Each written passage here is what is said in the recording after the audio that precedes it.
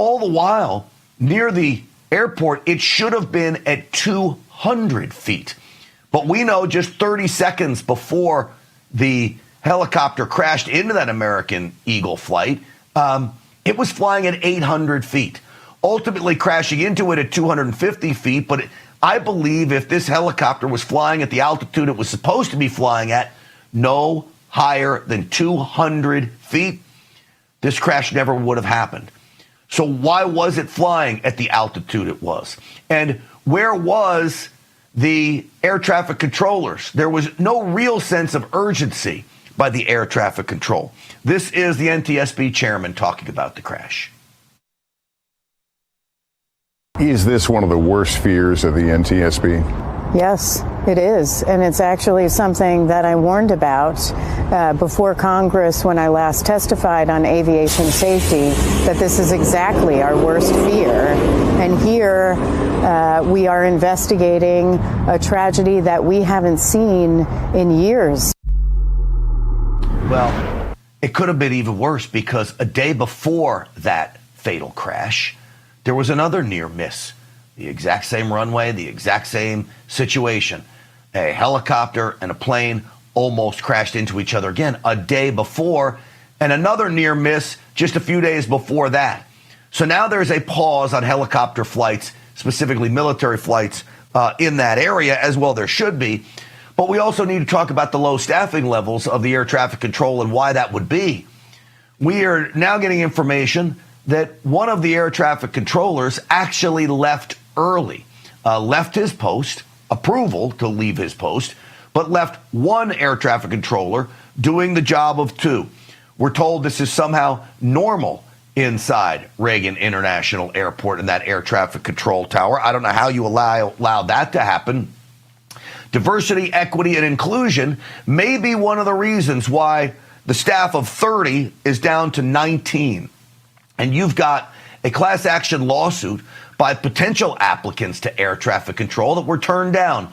All potential white applicants, including one who had a perfect score on his test, not allowed to come in because Joe Biden and the Democrats put such a premium and priority on having minority applicants give them jobs. Here's a lawyer for those air traffic controllers. So it used to be that they would score a pre-employment test and it would be based on merit. And all of our clients passed with flying colors. Many of them passed with 100% on this test. And the FAA decided that the pool of air traffic controller applicants was too white. And so they flushed that initial test and they adopted a biographical assessment, which you can already hear is an ominous term for a air traffic controller test. And unfortunately, our clients didn't pass that. And we allege that the FAA changed the test in order to gerrymander the racial. So you see here, it should be based on merit. Isn't that what everybody wants? Yet President Trump knows something, I believe. This is why he's doubling down on diversity, equity, and inclusion so soon after this crash. Something was at play here. We did not have highly qualified people either in the cockpit or in the air traffic control tower. Here's President Trump today. No, I think they'll do an investigation. It'll probably come out the way I said it. I like to put it up front. I'm so tired of listening to things happen to our country and then people say we'll do an investigation and 3 years later they come out with a report that nobody looks at. Especially, not in all cases can you do that, but in this case, you had a helicopter that the Black Hawk was too high. It was above the 200 limit by double. It shouldn't have been there. So true. So President Trump, I believe, is engaging in a rope-a-dope right now. The mainstream media is flipping out over President Trump bringing up the idea of diversity, equity, and inclusion. I believe that President Trump knows what was going on, knows who was in the control tower or in the cockpit. We're getting word that one of the families of the military members that died in the helicopter do not want the name released. I can't tell you why they wouldn't want their name released, but we know that they don't. We shall see how that plays out, and if there's any reason for not wanting the name released. Does it come back to DEI Who knows? But again, a lot of questions need to be answered. Now, again, President Trump, I believe, is setting up the media, and he's using Caroline Leavitt, who is continuing to do a great job as his press secretary, to let the media know what's important and what's not to the people, and especially inside the air traffic control towers across America. Listen. And you graduate from school and you're an air traffic controller based on skill and merit, and then you apply for a job and you're forced to fill out a biographical questionnaire asking you the color of your skin and asking you where you're from in details that aren't relevant at all to the job description. I think that deteriorates the morale of people in this industry. Well, I can tell you firsthand that I had a number of air traffic controllers either reach out to me directly after last night's program or through friends of theirs after last night's program. All of them wanted me to know that we and President Trump are onto something, talking about low morale and diversity, equity, and inclusion, bringing down the ability of air traffic controllers to actually do their job. So we're onto something there. So the left wants to make this about race, but we know it should never be about race. In fact, she talked about the question that asks you what color you are. Why should that even be on the application? In fact, you ought to leave it off, because I don't care whether you're black or you're white. Here's how Caroline Leavitt put it.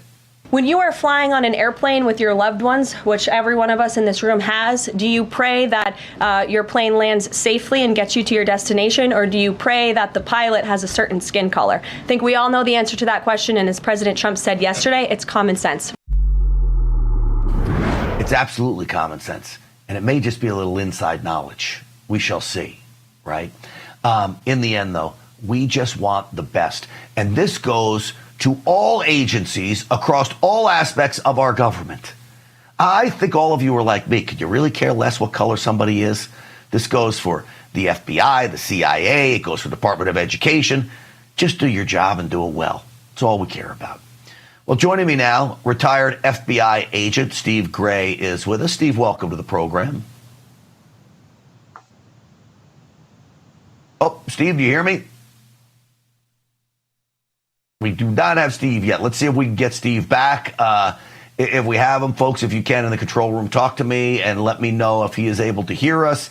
If he is not, then we will move on. Do we have Steve? As we test his audio there. What was that? No Steve yet. Okay. So as we look at what's going on here, folks, we're going to talk to Steve about, one, the investigation that has to go on, and two, diversity, equity, and inclusion that also happens inside the FBI. Let me bring back in Steve Gray now. Steve, welcome to the program. Sorry about the technical difficulties there, but we're happy to have you on with us. Thank you. Hey, Grant, thanks for having me. I appreciate it. Absolutely. So I don't know if you could have heard me leading up to this, but diversity, equity, and inclusion quite possibly playing a role in this. We shall see if that's what it is. I think President Trump may know something. I think he might be doing the old rope-a-dope to the media on this one. But before we get into that, from an FBI perspective, what is happening right now with this investigation into this crash? I would imagine all aspects are being looked at, Steve. Yeah, absolutely. The FBI is going to partner with the FAA and Department of Transportation. They're going to look into this. They're going to take over a lot of the leads that need to be done, a lot of the questions that need to be answered. The FBI is going to go out and do a lot of interviews for them. And it's going to be a group effort to try to get this solved as quickly as possible. All right. So what are some of the possibilities here? I mean, do you think criminal action would be looked at here? Do they go in with an open eyes to every aspect, from accident to criminal? Yeah, absolutely. They're going to look at everything, including the pilot of the helicopter, his emotional state, what he was doing prior to the flight, what he was looking at in his social media accounts, and on the internet as well. And they're going to take all that into account and then determine whether or not that this is either an accident or this was intentional. All right, you worked inside the federal government for a long time. Let's turn to diversity, equity, and inclusion. We saw under the Biden administration, this went into warp speed. Has it affected the FBI, in your opinion, after leaving that agency and looking back on it now? Yeah, absolutely, it has. And so it's really unfortunate, but there's a lot of individuals who have risen to the top through DEI processes that don't belong there. As a matter of fact, a lot of those individuals probably don't belong in the FBI. But the FBI lowered its standards, and they had been lowering their standards from 2010 through 2020.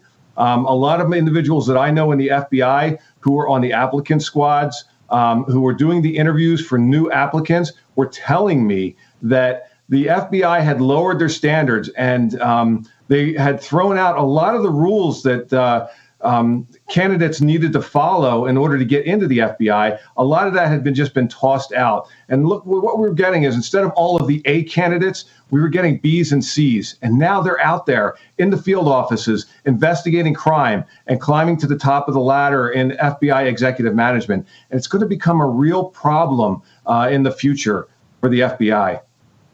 Do you think, Steve, this was not just the FBI, but other agencies as well? We've heard stories about air traffic control. I've heard stories about other agencies. Oh, yeah, this is a concerted effort, especially by the Biden administration, to clean house. They wanted this DEI in there. A lot of the Democratic senators and the Democratic representatives wanted this DEI in there. They didn't care what the candidate's background was. They just only cared about skin color, and that's it. And nobody cares about that. When I was working in the FBI, nobody cared what the other person looked like. We just wanted to make sure that the person was competent. That's the most important thing. Is that person competent for the job? All right, let me play a clip from you from a former colleague of yours, Kyle Seraphin. He was a former FBI agent, talking about a mass exodus inside the FBI. Some of them leaving on their own, some of them being told they need to go before the next FBI director comes in, hopefully Kash Patel. Let's roll cut 13. What we saw was the downfall of 25 special agents in charge of field offices around the FBI. Again, there are only 55 total, and all but 30 of them lost their flipping jobs, as well as 6 executive assistant directors have been walked out of the 7. The way the FBI org chart works is as follows. There's a director, there's a deputy director, and then there's an associate deputy director. That's the 1, 2, and 3 at the FBI. Below that, there are 7 branch heads known as executive assistant director, and 6 of those 7 got fired today. So this is literally the leadership of the FBI gone. Had you heard the same news? Yeah, absolutely. And, going all the way back to 3 years ago when you interviewed me, I was calling for the FBI to purge executive management, because executive management is just a waste. It's basically a nepotism drive for individuals to get to as high as they can through friends of friends, and then they just sit there and they do nothing. And that's a problem, because, there's a lot of levels within the FBI right now.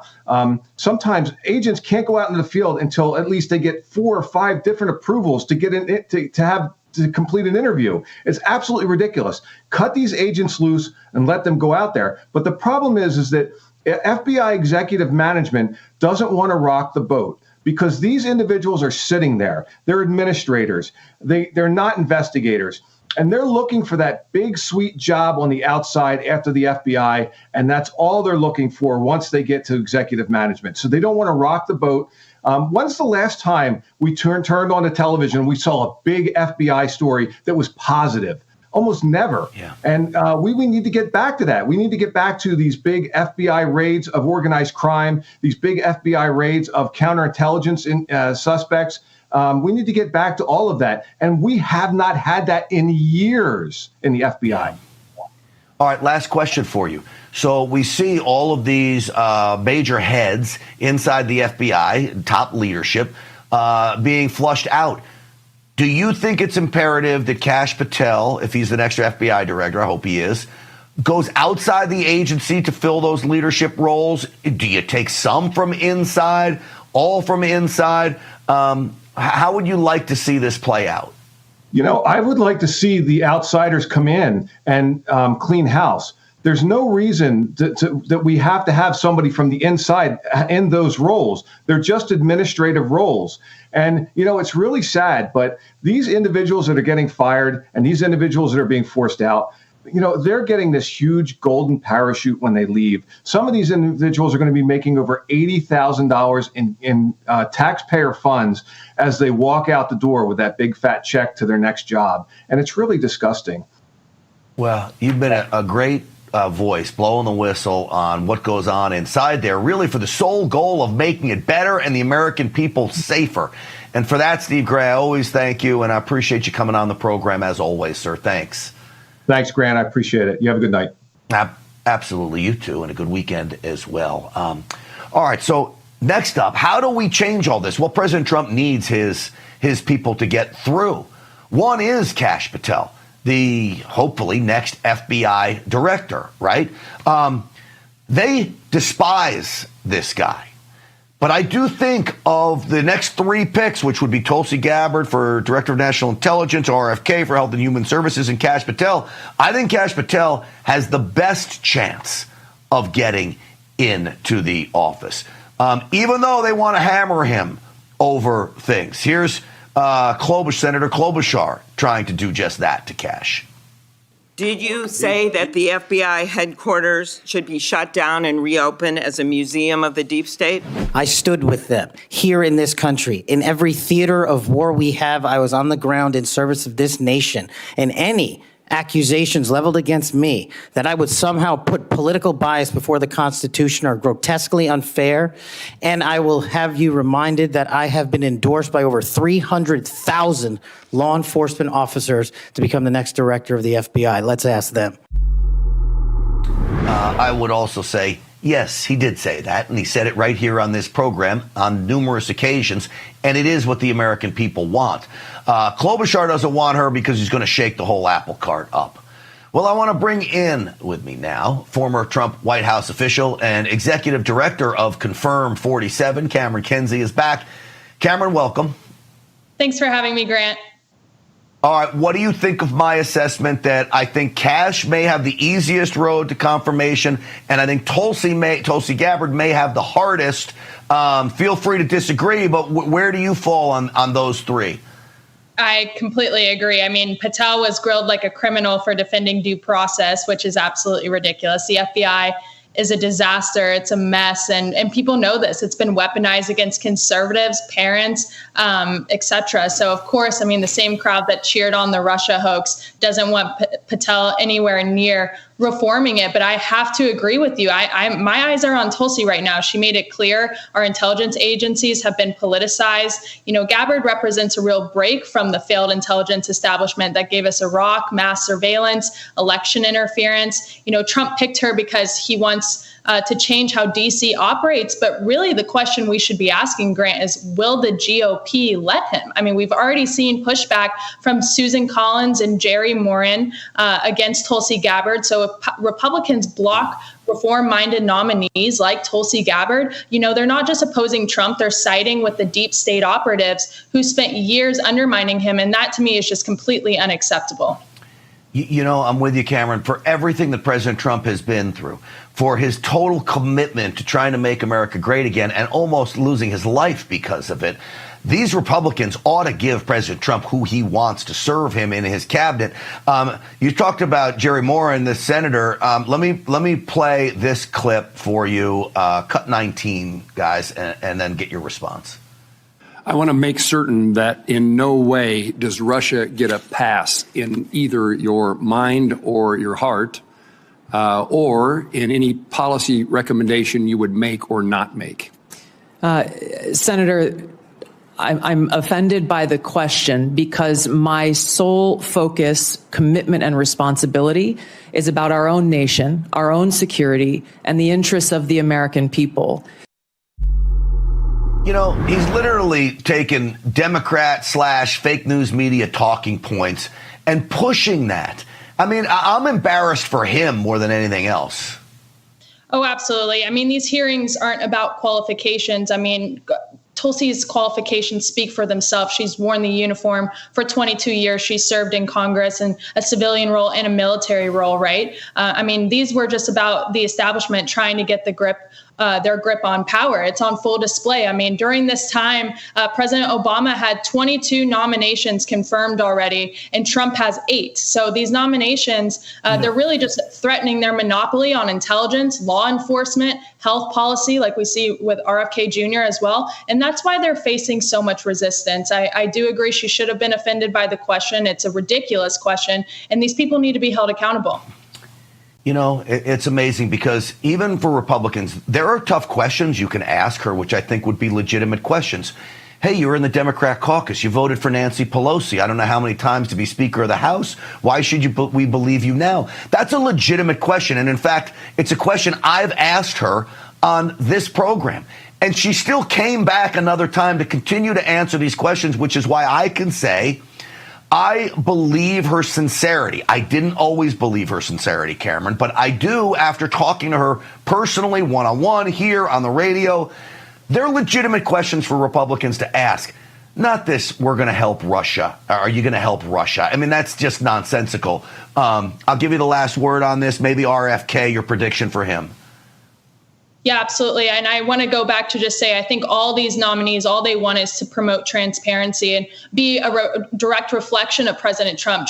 President Trump has been the most transparent president of all time. And then I'll go to RFK Jr., you know, love him or hate him. He's exposed the deep ties between big pharma, government health agencies. You know, the Senate doesn't want him as HHS secretary because he's going to ask uncomfortable questions about vaccine safety, government overreach, pandemic mismanagement.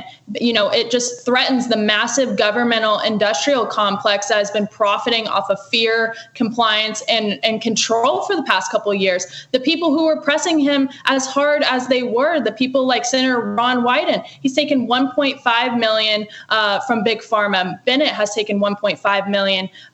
Warren has taken $5.2 million, Bernie Sanders $1.4 million, and then there's others as well. This is all available on Open Secrets. You can go see it for yourself and fact check me. But these people aren't looking out for the American people. These people are looking out for their donors, and they need to be held accountable as well. I do think, you know, President Trump has put together the Unity Party, RFK Jr., Tulsi Gabbard coming over and being with us, you know, as we enact the America First agenda. And the only way to do that is to confirm these cabinet nominations, so that way we can press forward and enact the people's mandate.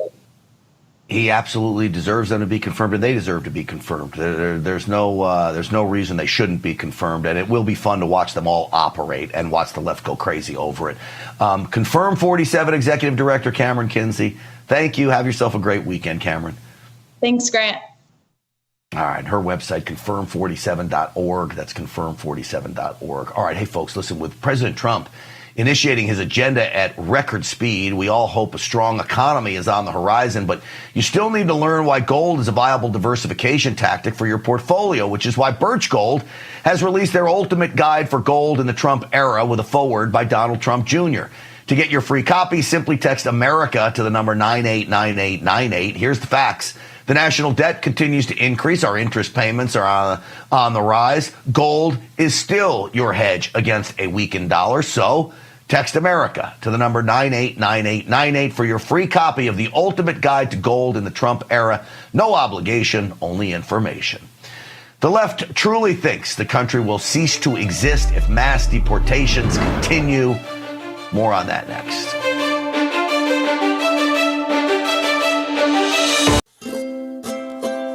If you're happy and you know it, clap your hands. If you're happy and you know it, ride your bike. If you're happy and you know it, then your face will surely show it. If you're happy and you know it, smile big and bright. Thousands of kids just like me are happy every day.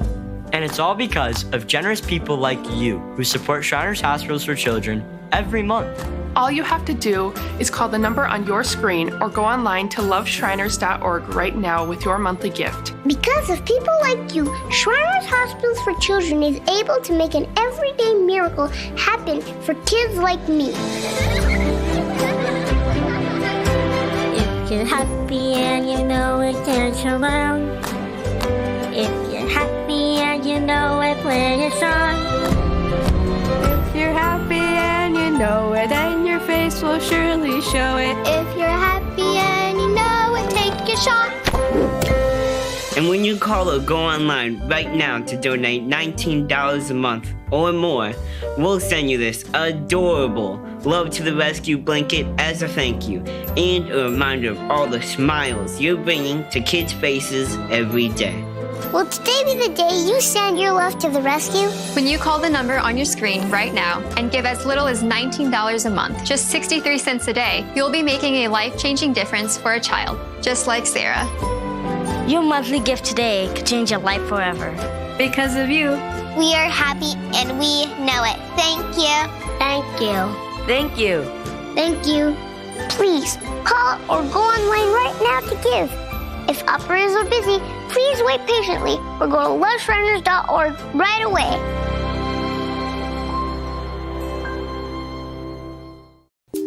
Friend, do you remember when it felt good to withdraw your cash from the bank to expand a business, go on vacation, or buy a new car? Well, today, withdrawing your own cash has become a very risky business, according to The Secret War, a shocking new research report. I just read it. And folks, I was amazed to learn why banks are now required to spy on us for the government and then report any suspicious or unusual behavior. I suggest you get The Secret War free. Just call the number on the screen, no charge, from the folks at Swiss America. And get this, did you know simply spending cash today may be enough to have you branded as a potential criminal? That's right. The new war on cash is really a war against all freedom-loving Americans. The Secret War is yours free, so call the number on the screen and you can tell them Pat Boone gave you the number.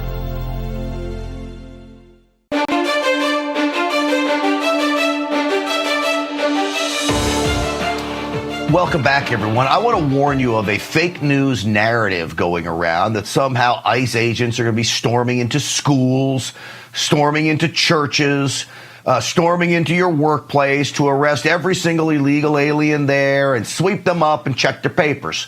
This is not happening. Only targeted enforcement is happening, but the left despises the fact that they're going after murderers, rapists, drug dealers, pimps, sex traffickers, because it means America's going to be a safer place.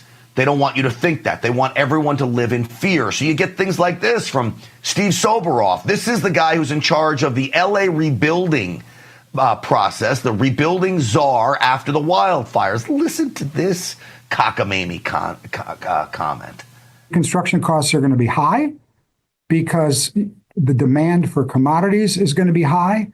The demand for labor, whether or not half our labor gets deported before this happens, is going to be high. So we're going to be recruiting people from around the country to come, and live at Motel 6s.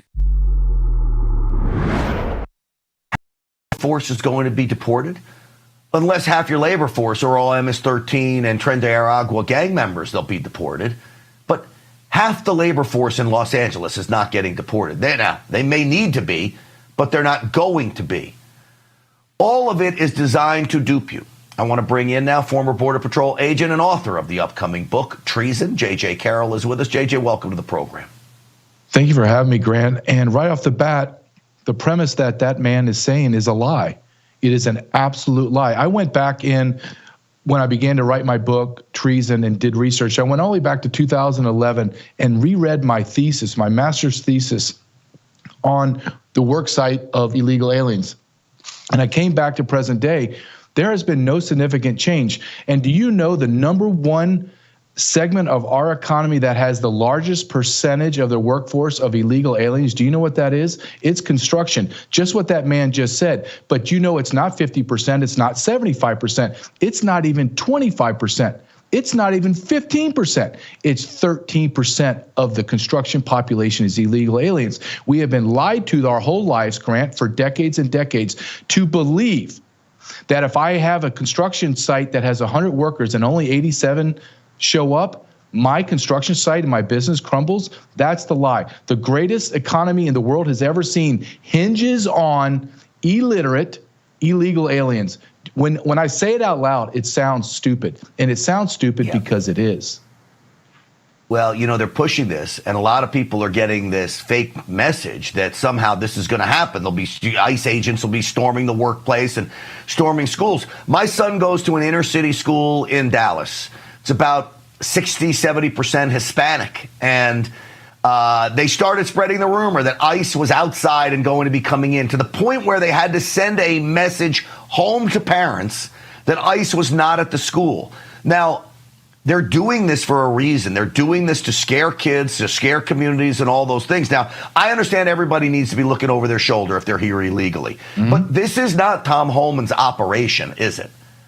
No, it's not. He's going after the hardened criminals, but everyone else that gets caught up in that web, that web that's illegal aliens, they're getting removed too.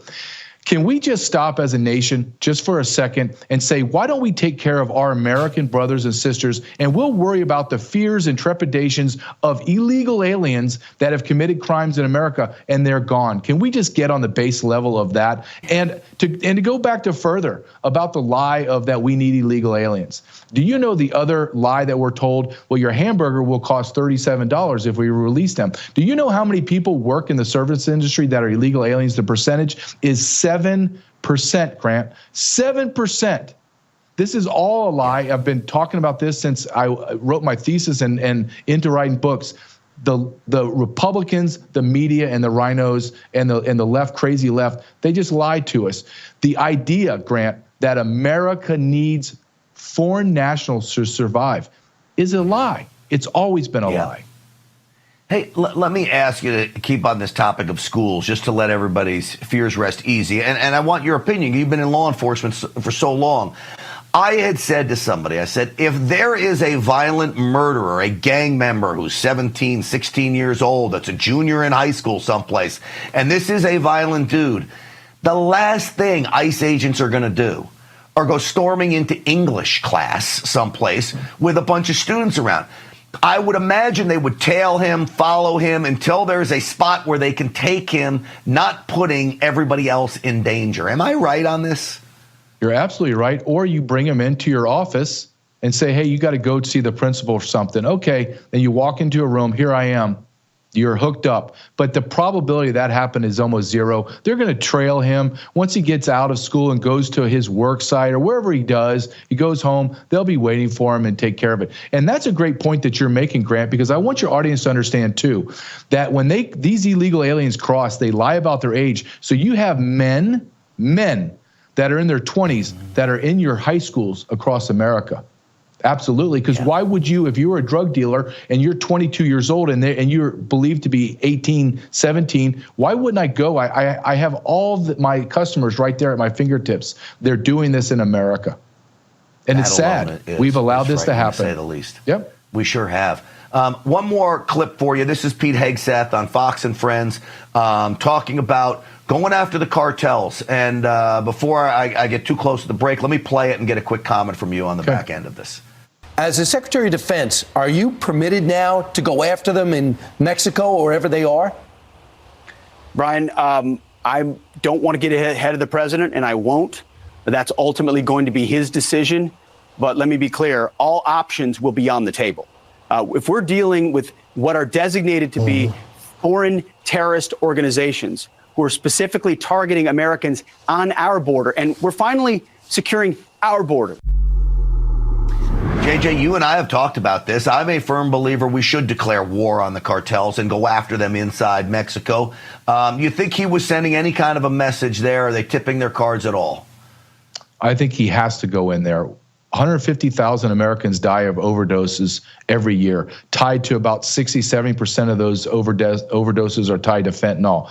These are savages on the South Side. You cannot fight them from afar. You're going to have to send in your special forces and overwhelm them and be ready for a war, not some little shoot handgun and maybe a stabbing. You're talking about surface-to-air missiles, everything you can imagine that they have in Afghanistan. That is what's happening across the border. 150 of our brothers and sisters die every year because of it. Well, let's hope he does. I think it'll save American lives if we do wage that war on the cartels. JJ Carroll, it's great having you on, former Border Patrol agent. We appreciate that service. And let me tell people about your book, Treason. Comes out on February 18th and examines the Biden administration's destruction of American sovereignty. All right, we are awaiting the landing of Air Force One in West Palm Beach, Florida. It's President Trump's first trip back to West Palm, and I believe Mar-a-Lago, since he has become the next president of the United States, 47. So we'll get some video of that. If he speaks to the gaggle on the tarmac, we will take that live for you as well. So stick here as we await President Trump's arrival in West Palm Beach, Florida. All right, the IRS is the largest collection agency in the world, and it just stepped up enforcement for 2025. If you owe back taxes or have unfiled returns, do not wait for the IRS to come after you. Getting ahead of this is the smart move, but never contact the IRS alone. Turn it over to the team at Tax Network USA. Tax Network USA has a preferred direct line to the IRS. That means that they know which agents to deal with and which to avoid. Whether you owe $10,000 or $10 million, Tax Network USA's attorneys and negotiators have resolved over $1 billion in tax debt. Call 1-800-905-8000. Visit tnusa.com/RAV. That's tnusa.com/RAV. I believe it is dark, but I believe that is Air Force One. And making its landing. Is that correct, guys? I can't see the screen there. It is. Air Force One making its landing in West Palm Beach. Now, let me tell you something. This has been a long time coming. We have all seen Trump Force One making its landing in West Palm Beach. I fly in and out of that airport a lot, and Trump Force One is a steady fixture there on the tarmac. Do you know how long? Well, of course you do. 4 years. I've been waiting to see Air Force One back on the tarmac in West Palm Beach. This has been a long time coming, and we're grateful for it. So as we watch this and we think of all the things that President Trump has done, somebody said to me yesterday when he was talking at one of his news conferences, boy, he sounds tired. I said, well, of course he sounds tired. How is he not going to sound tired? Think of what this man has been doing. He's been jet setting himself all across the country. He's working to all hours of the night. He's signed, I don't know how many executive orders now, 200. It's going to be pushing 300, I think, by the time he gets done over the next couple of weeks. And you better believe he's tired. So here's what I hope. This is my prayer for President Trump. When he gets to Mar-a-Lago, which will be moments away, he gets some rest. Now, the guy doesn't sleep. Don't expect him to sleep, but let him get a little rest and chill out for a little bit. I'm sure he will play some golf before heading back to Washington, D.C. But make no mistake about this. And even when Joe Biden was president, I did acknowledge this. You are always president. Now, not so much for Joe Biden, who had somebody else pulling his strings, but for any other president, when they leave the White House, it's not like you're off duty. It's not like you're off the job. The calls in the middle of the night still come.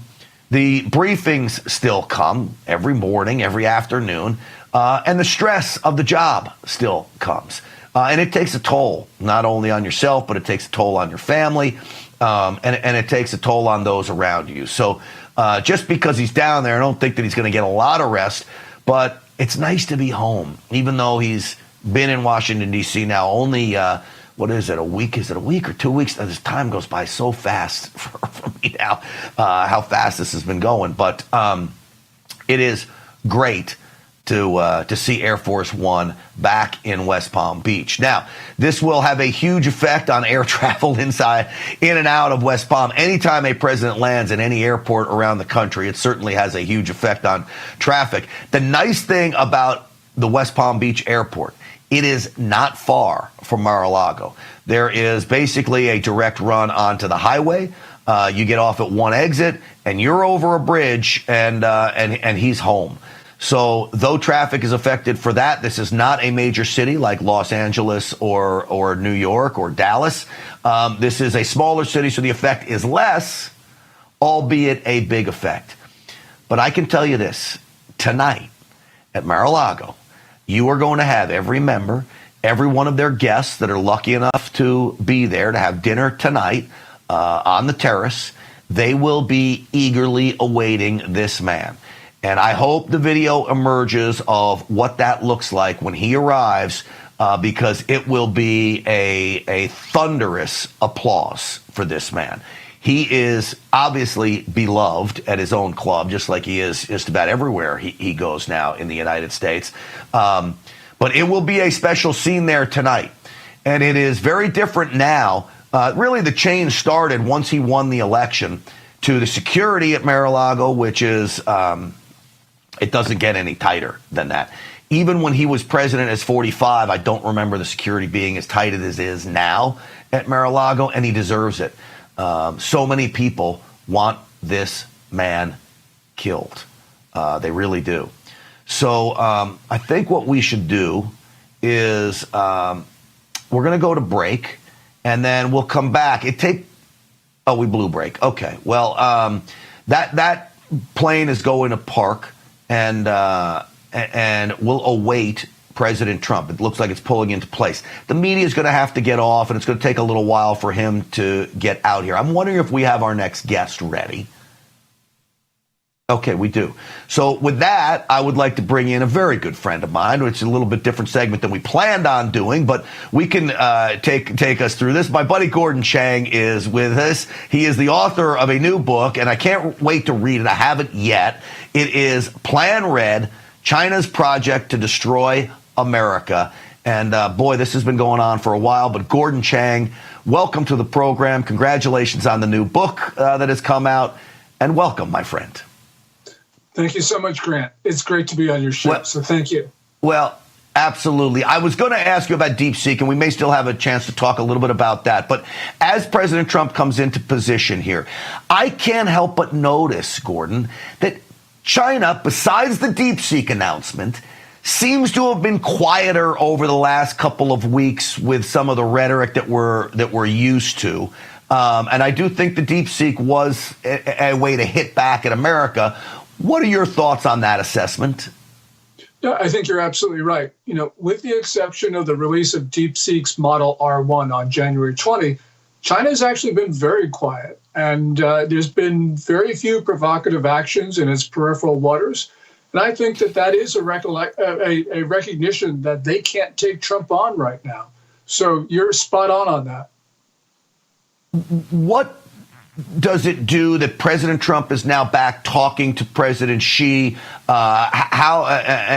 Jinping? How often do you think they will talk, and how important are those conversations?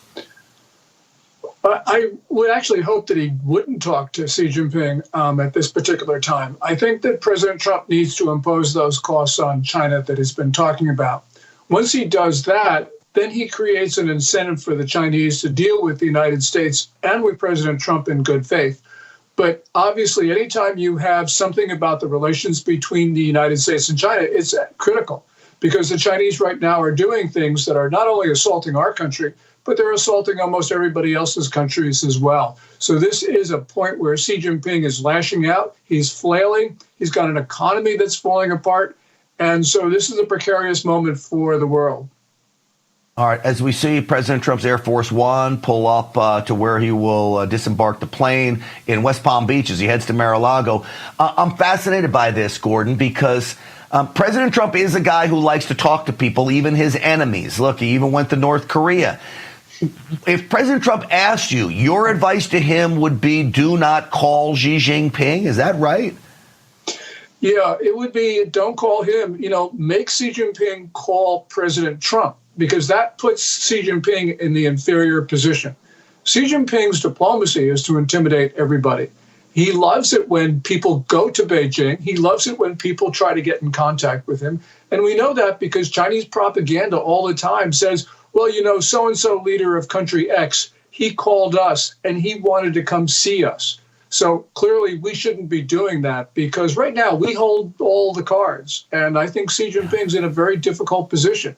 He needs our market. His only way to rescue his country is to sell more to Americans. And that means President Trump can actually close the U.S. market with tariffs and make Xi Jinping beg. All right. So speaking of Xi Jinping and what he likes to do, and he likes to cause chaos.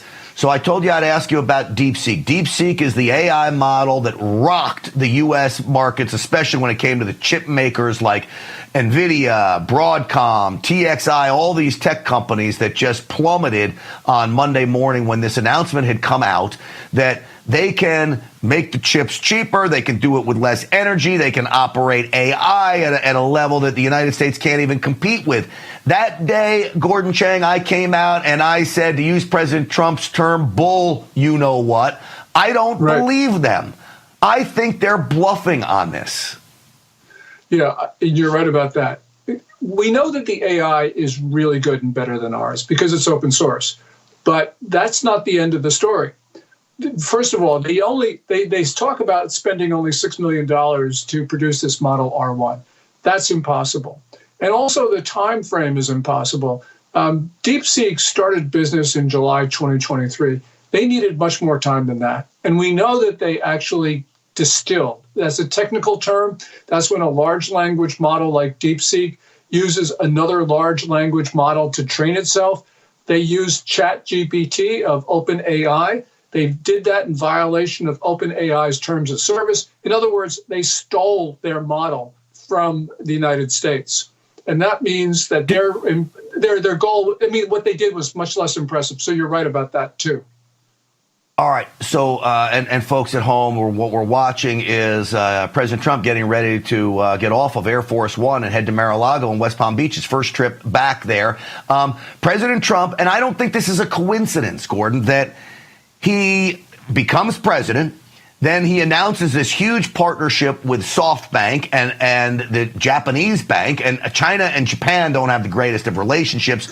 And then lo and behold, we just get this announcement now. There's talk that DeepSeek has 50 to 60,000 stolen NVIDIA chips that allows them to do what they do. Do you believe that that assessment? Yeah, I don't know about the exact number, but they do have NVIDIA chips that are under U.S. sanctions. And, we also know that the release of this model R1 coincided with the Chinese Communist Party propaganda blitz about the futility of American sanctions.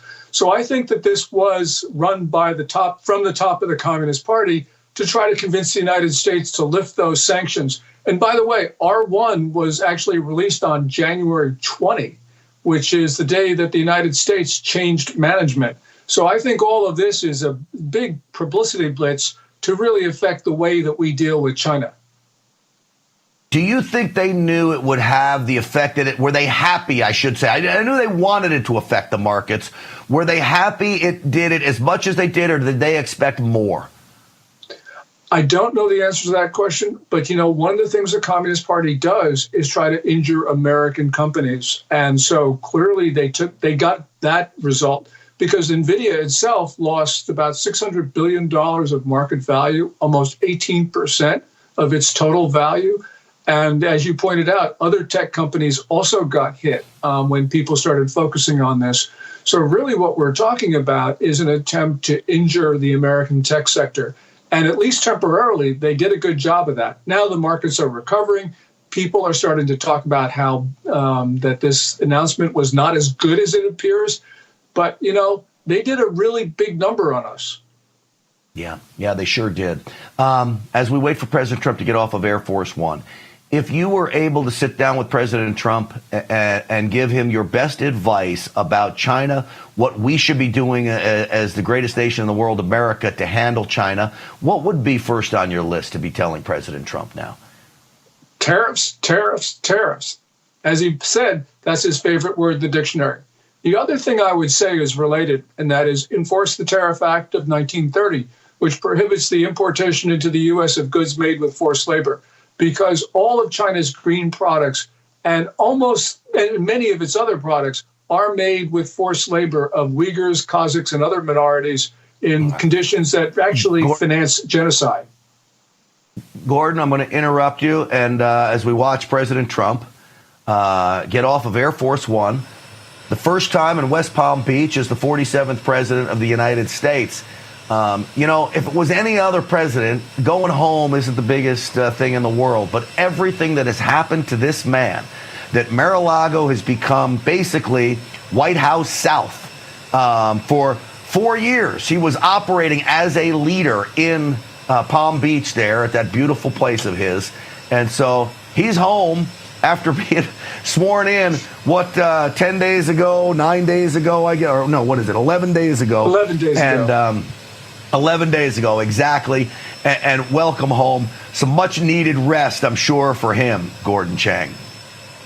Oh, yes. I mean, he's had the most productive initial period of any American president, certainly in our lifetimes, with all those executive orders, with the announcements. He's changed the world. I mean, he changed the world when he was president-elect, before he took the oath of office. He certainly has continued that with this flurry of executive orders, which have just basically changed everything for the better.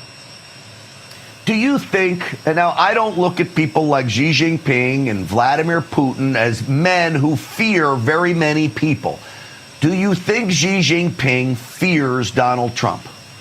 Yes, and for a lot of reasons. This goes back to April 2017 when Xi Jinping went to Mar-a-Lago, over that most beautiful piece of chocolate cake.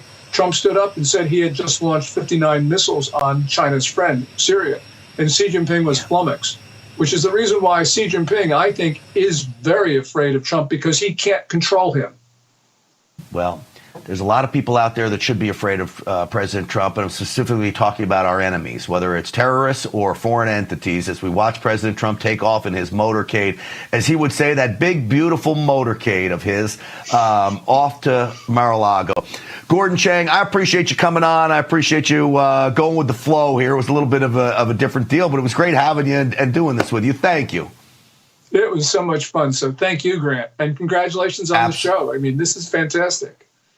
Well, it's great, and it's great to see you again. I appreciate that as well. And don't forget to check out Gordon Chang's new book as well. And I promise you'll enjoy it. And there goes the motorcade. I mean, I don't know if any of you have ever seen a motorcade for a sitting president in person, but it is impressive. And this will not take long for him to get to Mar-a-Lago. As I said, it is not far away from the airport there. So with that, let's take a quick break, and then we will come back, and maybe we'll talk a little bit about those tariffs that Gordon Chang was talking about. So stick with me as Real America's Voice continues.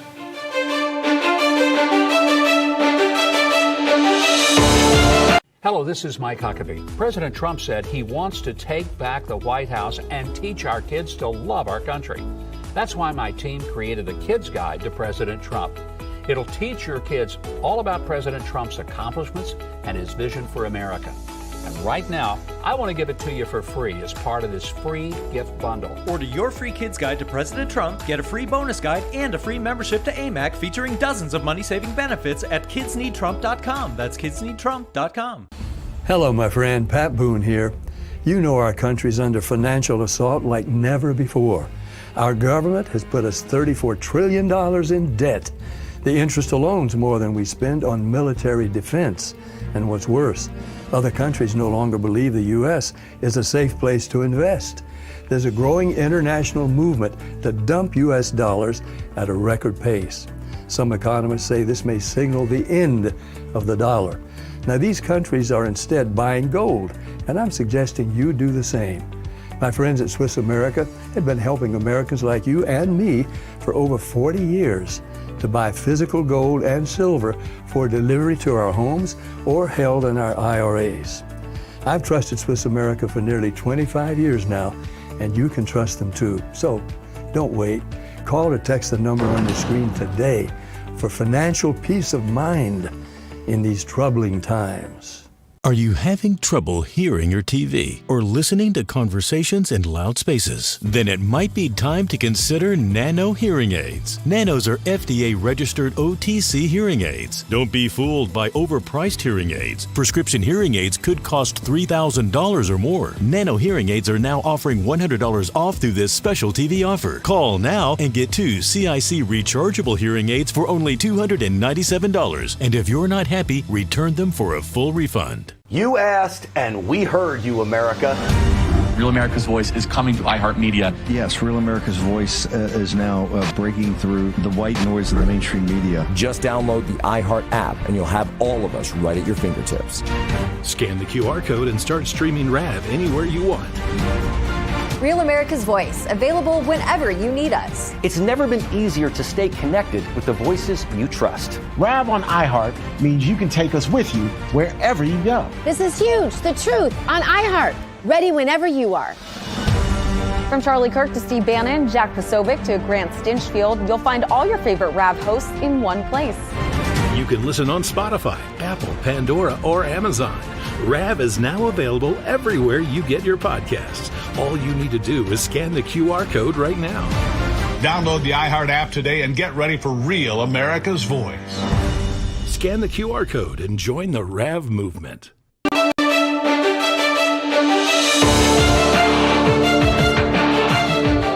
Welcome back, everyone. So President Trump now is set to level tariffs on Mexico, Canada, and China. 25% on goods coming in from Mexico and Canada, 10% on goods coming in from China. Now, I'm going to give President Trump great leeway on this. This guy has made America great once. I trust he will make America great twice. This is why I do what I do and have this man's back. I've never been a huge fan of tariffs, but right now what I'm seeing from these countries, they deserve the tariffs and America deserves the income. Do I fear it could raise prices in America? It could have that possibility. But here's what I would offer up to my friends in government in Washington, D.C. We may get a windfall of revenue coming in. And I mean a windfall with these tariffs on goods coming from China, Mexico, and Canada. We have trade deficits with these countries. So what I want to do is pay down our debt, resist the urge to spend the new money. If government spends the new money, then the prices of everything are going to go back up. You're going to see inflation go up. Government has to resist the urge here. Now, what about the foreign counterparts that are going to get hit with these tariffs, like Canada? This is Justin Trudeau. We're showing the new American administration that they have a strong partner in Canada when it comes to upholding border security, all while simultaneously underscoring that we won't back down, that if tariffs are implemented against Canada, we will respond. We won't relent until tariffs are removed, and of course, everything is on the table. Now, may I ask you, Mr. Prime Minister, beta male number one, what in the world is Canada going to do to the United States? What do you mean you're not going to relent? Well, what are you going to do to us? You need us way more than we need you, which is why President Trump says, hey, you ought to become the 51st state of the United States of America. So Caroline Leavitt, President Trump's press secretary, had a great response to these outlandish claims of Justin Trudeau. As I mentioned, President Trump will implement a 10% tariff on China, have all enabled illegal drugs to pour into America. The amount of fentanyl that has been seized at the southern border in the last 2 years alone has the potential to kill tens of millions of Americans. And so the president is intent on doing this. And I think Justin Trudeau would be wise to talk to President Trump directly before pushing outlandish comments like that to the media.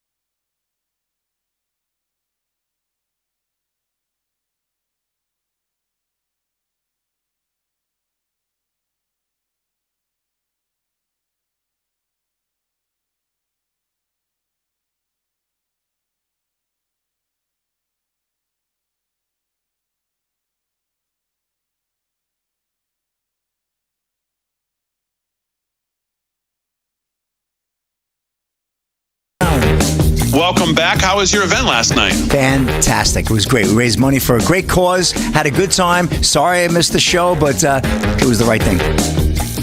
All right, very good. I'm sure it was. I'm glad you had a good time. Rick Delgado's going to do some news. Mr. Delgado, how are you? I am very well. I'm even better now that I know that you're sick and you're home.